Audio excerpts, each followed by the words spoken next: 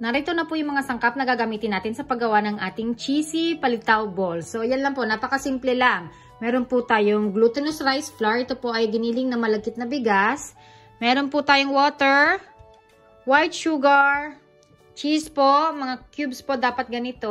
Nasa sa inyo kung gaano kalaki ang gusto ninyong gawing hiwa sa inyong cheese. Meron din po tayong coconut and desiccated coconut po yung sa akin. Pero kung nasa Pilipinas po kayo, mas mainam po kung makakakuha kayo ng fresh na niyad-yad na nyog. Mas masarap po yun. Dahil yun naman po talagang ginagamit. Kaya lang syempre nasa abroad po tayo. Kaya desiccated coconut na lang po ang ating gagamitin. And meron po tayong sesame seed. Kailangan po ay roasted na yung inyong sesame seed. Ayan. Kung hindi po roasted, isangag nyo lang po ng konti and okay na po yun. So, ayan lang po mga kababayan. Yan yung ingredients naman po nito. Ang sukat ay nasa unahan po ng video. So, mag-start na po tayo. So, kunin po natin itong ating glutinous rice flour. Bali po kasi, itong tubig na itong ating gagamitin, wag muna po natin ilahat. Kasi iba-iba po yung absorb ng glutinous rice flour. Iba-iba po kasi ang klase. Kaya, baka po matubig bigla. Kung matubig man, ano pa, dagdagan nyo na lang ng glutinous rice flour. Pero kung ako sa inyo, pa konti-konti muna ang lagay. So, ayan, lagyan muna natin ng konti. And then, tsaka natin haluin.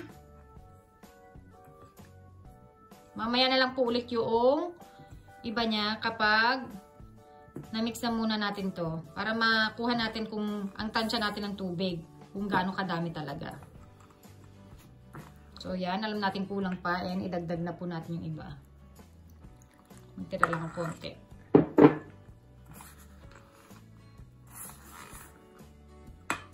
Ilahat na po natin yung ating ano kasi parang okay naman siya. And gagamit na po ako ng aking kamay ngayon.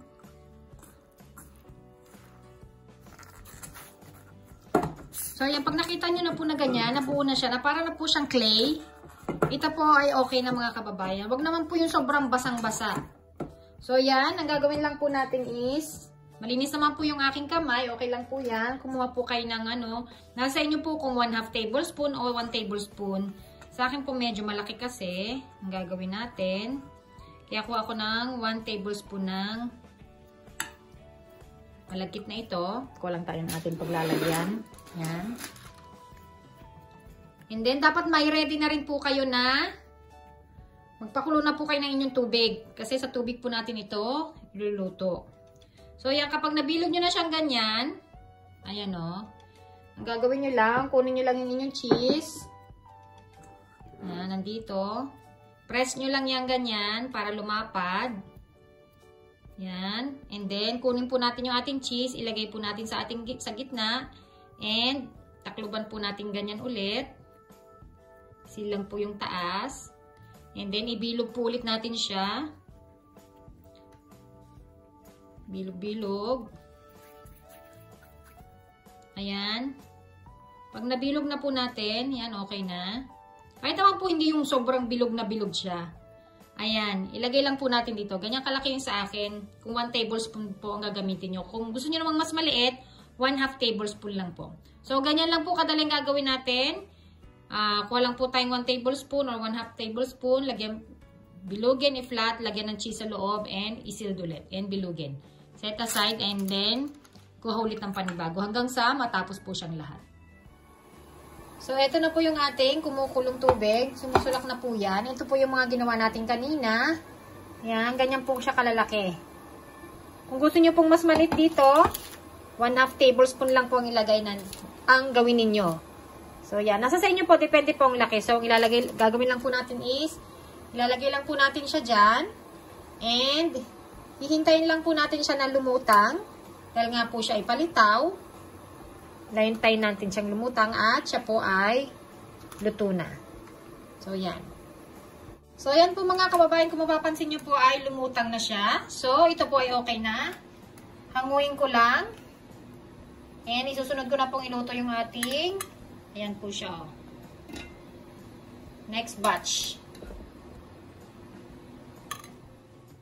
So, yan. Pakita ko lang sa inyo yung first batch na akin niluto. Ayan, umusok-usok pa siya. So, ito muna pong ating sesame seed na roasted sesame seed. Ihalo po muna natin sa ating asukal. I-mix lang po natin siya ng maigi.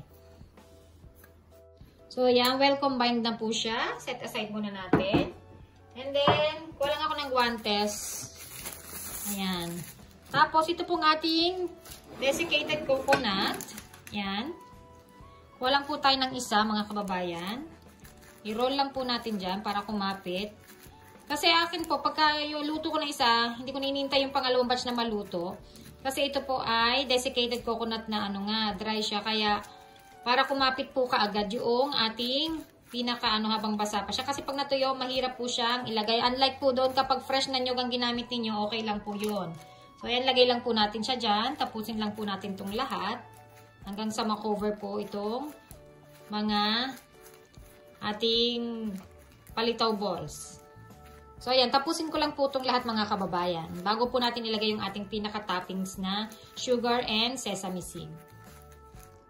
So, ayan po mga kababayan, na-coat na po natin siya ng ating pinaka-desiccated coconut. So, ako na po nagsasabi sa inyo, kung meron po kayong fresh na coconut, na grated coconut, mas mainam po, mas masarap. Pero ito po ay masarap din sinasabi. Ako na po nagagarantisado sa inyo.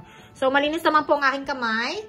So, ito pong ating minix na sesame seed na roasted and yun yung pong ating white sugar. Ang gagawin lang po natin ay bubudburan lang po natin yan dyan sa ibabaw. Ayan. Pero kung kung fresh po coconut to, kapit na kapit po ito. So, ayan. Okay lang po na maraming ilagay ninyo. Kasi, yung naman po ating kaninang malagkit na bigas na giniling ay wala naman po kasi siyang lasa. Kaya dito po siya magkakalasa, maghahalo po ang tamis at ang alat ng ating cheese at swak na swak po ang lasa. Yan po mga kababayan. Pwede rin naman po, wag nyo lang po itong itapon. Pagkakagat ninyo, pwede nyo pa po siyang isawsaw dito mga kababayan. So yan, ganyan lang po siya. Kadali. So yan, tingnan nyo po yan mga kababayan. Napakaganda po ng ating ginawa. Ayan, yan na po siya mga kababayan. So, syempre, titikim po tayo ulit mga kababayan. Kukuha po tayo ng isa para ipakita ko po sa inyo yung ating ginawa. So, yan. Biakin ko lang po siya sa gitna. Ayan mga kababayan, kita nyo po yung cheese na yan. Wow! Ang sarap di po ba mga kababayan? And, syempre, titikman ko po siya. Okay lang po, nagkalat-kalat na po yung aking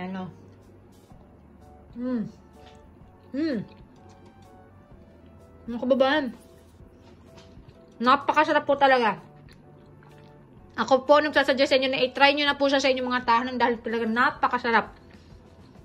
Yung cheese po niya, tsaka yung coconut, yung pong malapit na bigas, yung pong asukal, yung sesame seed, lasang-lasa. Napaka-perfect po ng kanilang combination. Pasensya na po sa mga kalat. Talagang masarap lang po mga kababayan. Pwede rin po yan, Sausaw, kung gusto nyo pa mas sausaw nyo ganyan. Then, kainin nyo. Napakasarap mga kababayan. Hindi po ako makapagsalita kasi puno yung aking bibig. So, ayan, punat lang ako. Ayan po. So, ayan mga kababayan, pasensya na po kung hindi po ako nakaka-upload ng mga videos nung nakaraan. Kasi, medyo nagkasakit lang po yung aking anak, kaya hindi po tayo makagawa ng ayos, makapag-vlog. Pero anyway po, okay na po siya.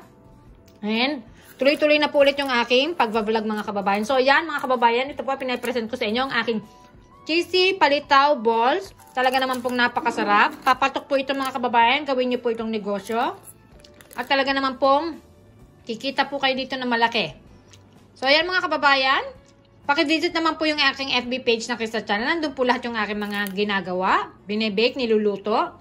And dun ko po sa mga kababayan ko na hindi pa nakakapag-subscribe sa aking channel, wag po sana yung kalimutan mag-subscribe. At sa palagi ko po sinasabi sa inyong lahat that you are a blessing to others. And kung kaya kong gawin, kaya nyo rin. Bye-bye po mga kababayan!